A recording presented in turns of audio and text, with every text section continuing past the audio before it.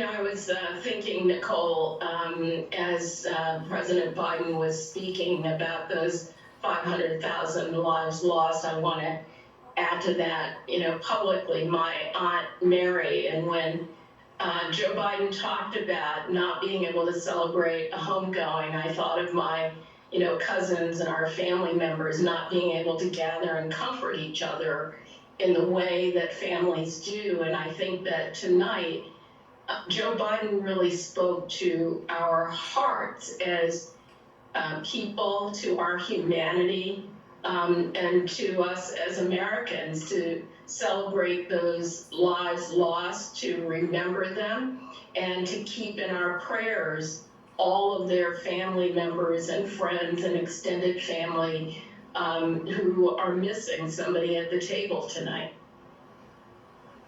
Jason?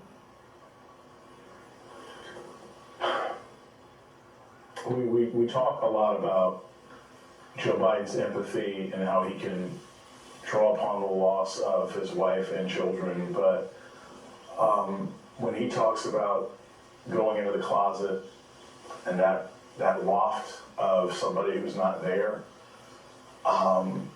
just remembering somebody's laugh, I don't know that I've ever seen a president in my lifetime more appropriately channel the level of pain and agony that so many people were in. Just last week, one of my best friends lost her father abroad to COVID. I know dozens of people who have lost folks to COVID, who are suffering through COVID now. And I think, if you had asked us a year ago, what would be the most tragic memorial that we would have this year, it would be the 20-year anniversary of 9/11. And yet here we are, and it's February, and we're talking about the loss of 500,000 lives, and it'll be a lot worse by the time we get to September. And in a nonpartisan way, I'm very happy that we have this president to guide us through this, because I can't think of anybody else who more effectively represents what we're going through and cares more deeply about it than Joe Biden.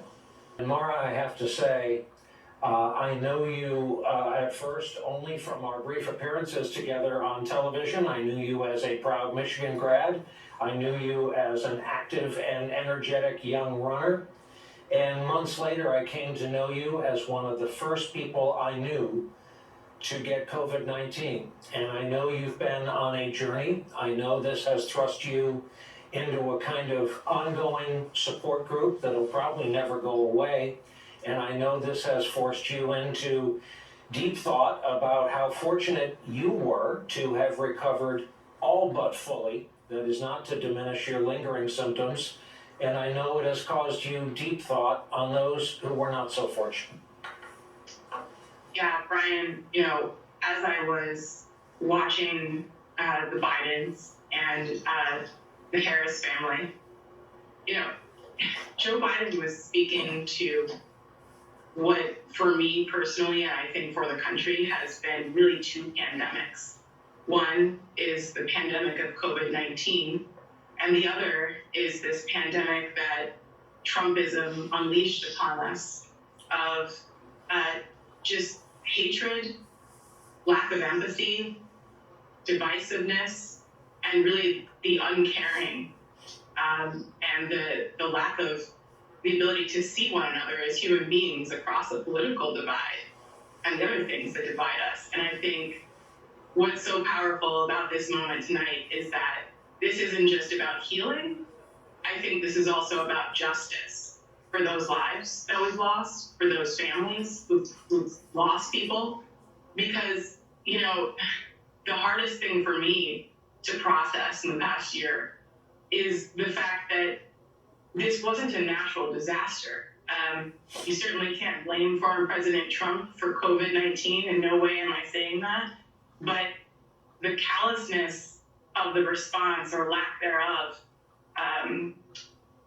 cost lives and created a lot of suffering.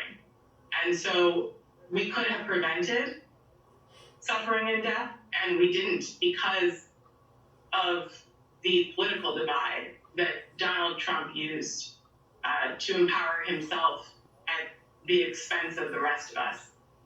the decision to ignore science, to lie to the American people early on about what the threat was, what he knew about it.